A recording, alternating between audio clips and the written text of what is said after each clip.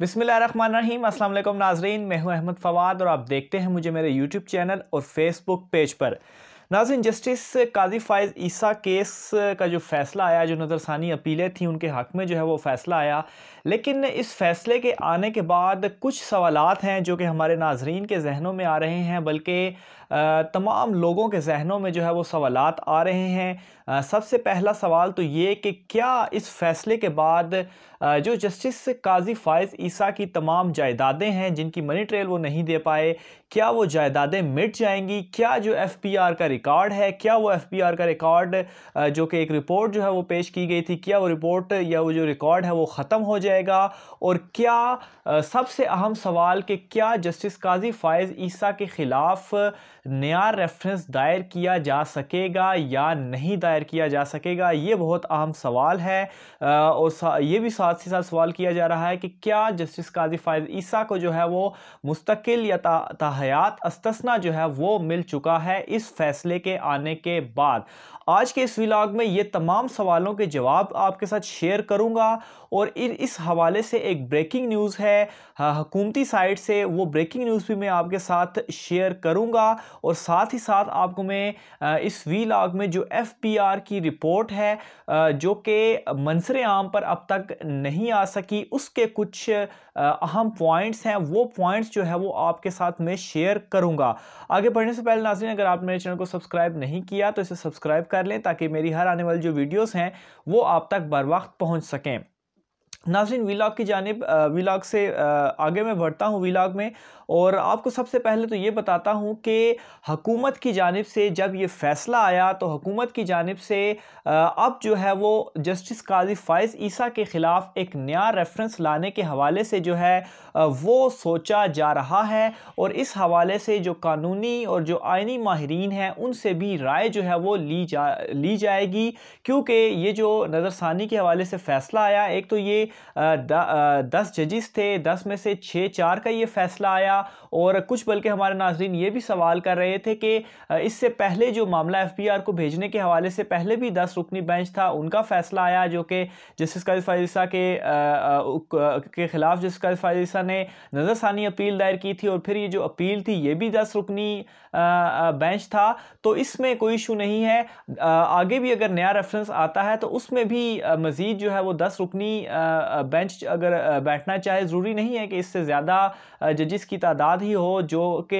बैठे। और बेसिकली जो फ़ैसला होता है वो अक्सरियती फ़ैसला होता है, यानी कि जो बेंच में उस वक्त मौजूद होते हैं, अगर 10 जजिस हैं तो 10 जजिस का जो अक्सरियती फ़ैसला होगा वो चीज़ देखी जाएगी। ये नहीं देखी जाएगी कि जो गुज़श्ता नज़रसानी अपील से पहले जो बेंच था कि वो अगर 10 रुकनी है तो ये बेंच जो है वो उससे ज़्यादा ही होना चाहिए। बेसिकली फ़ैसला जो है वो अक्सरियती जो होता है उसी को ही देखा जाता है। तो नाज़रीन, हुकूमत की जानिब से ये सोचना शुरू कर दिया गया है कि जस्टिस काजी फ़ाइज़ ईसा के ख़िलाफ़ एक और रेफरेंस जो है वो लेकर आएंगे, और इस हवाले से जो है वो उन्होंने मुख्तलिफ आइनी और कानूनी जो माहिरीन हैं उनसे जो है वो इस हवाले से राय भी जो है वो ली जाएगी। तो ये एक अहम डेवलपमेंट है जस्टिस काजी फ़ाइज़ ईसा के मामले पर, क्योंकि ये बहुत सवालात उठाए जा रहे थे कि जिस तरह से ये फ़ैसला आया 10-4 के निस्बत से, तो जिस तरह से ये फ़ैसला आया उसके बाद क्या जस्टिस काजी फ़ाइज़ ईसा जो हैं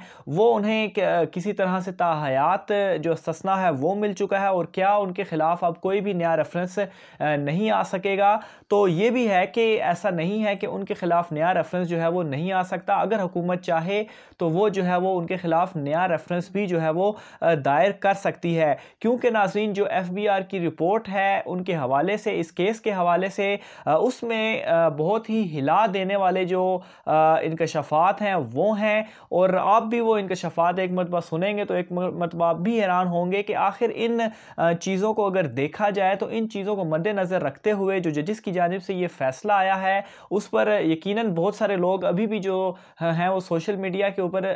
इससे खासी तनकीद भी कर रहे हैं कि ये फ़ैसला जो है वो इस तरह से नहीं आना चाहिए था। बहरहाल जो एफबीआर की जो रिपोर्ट रिपोर्ट है, जो रिकॉर्ड है वो जायदादों से मुतल्लिक, उसकी कुछ डिटेल्स हैं, कुछ पॉइंट्स हैं, वो मैं आपके सामने रखता हूँ। ये जो बुनियादी तौर पर केस था, इस केस में जस्टिस काजी फ़ाइज़ ईसा से जो सवालात भी पूछे गए वो बेसिकली ये था कि लंदन में उनकी 3 जायदादें हैं, वो जो 3 जायदादें हैं वो किस तरह से बनाई, उनका जो ज़राए आमदन था, उन्होंने किस आमदनी के पैसे से जो है वो जो जायदादें थी वो बनाई हैं, उन्हें जो है वो इन जायदादों की मनी ट्रेल जो है वो देनी थी। लेकिन अभी तक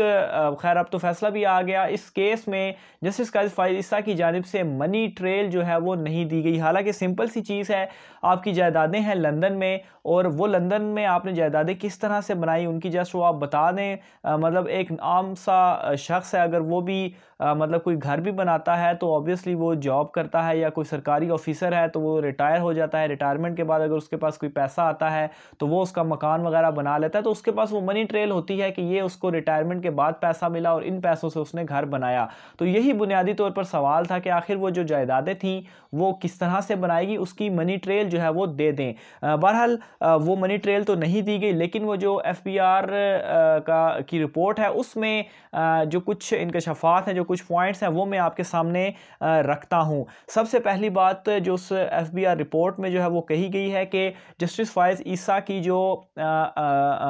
बीवी हैं सरीना ईसा साहिबा, उन्होंने उनकी जो लंदन में ख़रीदी गई जायदादें हैं उनकी जानिब से उसकी मनी ट्रेल देने में सरीना ईसा जो है वो नाकाम रही हैं। खैर ये तो मैंने पहले ही आपको बता दिया। नेक्स्ट चीज़ वो जो कहती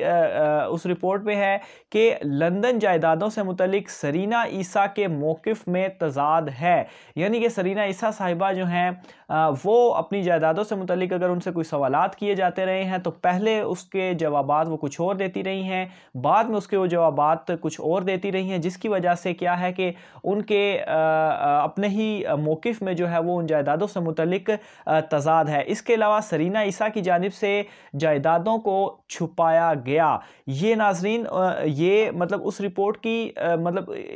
बड़े अहम इंकशाफात हैं, ये उसमें बताया जा रहा है कि ये चीज़ें हुई हैं। ना उन्होंने मनी ट्रेल दी, उनके मौक़िफ़ में भी तज़ाद रहा, और जो उनकी जायदादें थी उन्होंने अपने असासों में जो है वो उसको छुपाया। इसके अलावा आगे इसमें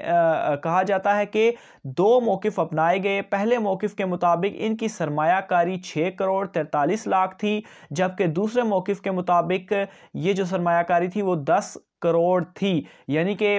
जो मैंने तज़ाद वाली बात की तो ये भी उसी तरह से था कि ये देखें 2 मौक़िफ़ हैं, यानी कि पहले मौक़िफ़ के मुताबिक 6 करोड़ 43 लाख और दूसरे मौक़िफ़ के मुताबिक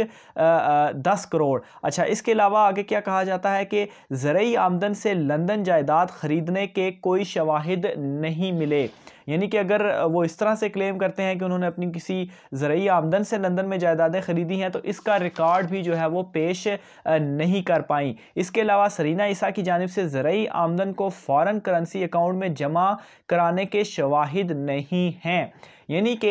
एक तो ना ही उसके ख़रीदने के कोई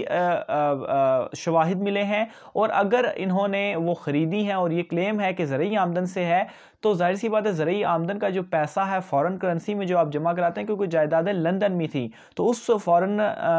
करेंसी अकाउंट में जमा कराए जाने वाली वो जो ज़रई आमदन से आमदन थी उसका जो है वो कोई भी शवाहिद नहीं है। इसके अलावा आगे चलता हूँ, उसमें मज़ीद कहा गया कि सरीना ईसा साहिबा की जानिब से बैरून मुल्क में जो पैसा भेजा गया, वो जो रकम भेजी गई, इसका मकसद जो ज़ेरे तहकीक लंदन की जायदादें हैं उन्हें ख़रीदना नहीं था। यानी कि जो लंदन की जायदादों के हवाले से उनसे पूछा जा रहा है तो अगर उन्होंने जो पैसा है वो बैरून मुल्क जो भेजा है, वो जो रकम भेजी गई है वो रकम उन जायदादों की ख़रीदारी में इस्तेमाल नहीं हुई, बल्कि वो कहाँ पर इस्तेमाल हुई, वो हुई अपने जो उनके बच्चे अगर वहाँ पर पढ़ रहे थे तो उनके बच्चों की तालीम के लिए या दीगर अखराजात के लिए वो रकम जो है वो ख़र्च होती रही। लेकिन वो जो रकम थी वो इन जायदादों की ख़रीदारी के लिए ख़र्च नहीं हुई। इसके अलावा मज़ीद ये कहा गया कि मुश्तरका फ़ॉरेन अकाउंट सामने आया जो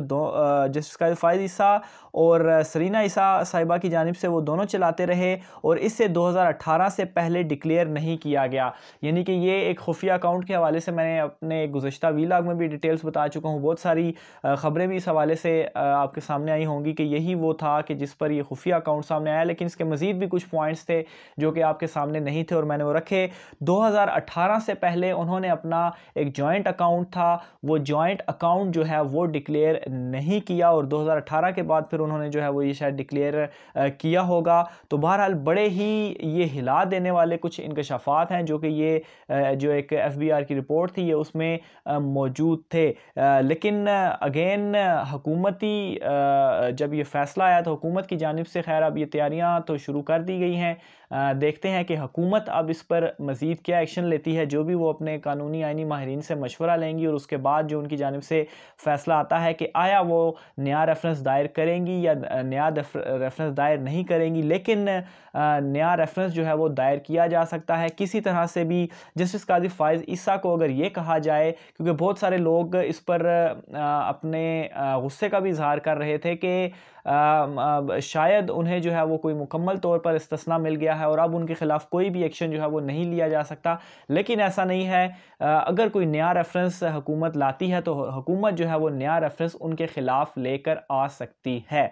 तो ये अहम तर डिटेल्स थी नाज़रीन। उम्मीद है आपको वीलॉग पसंद आया होगा। मुझे इजाज़त दीजिए। अल्लाह हाफ़िज़।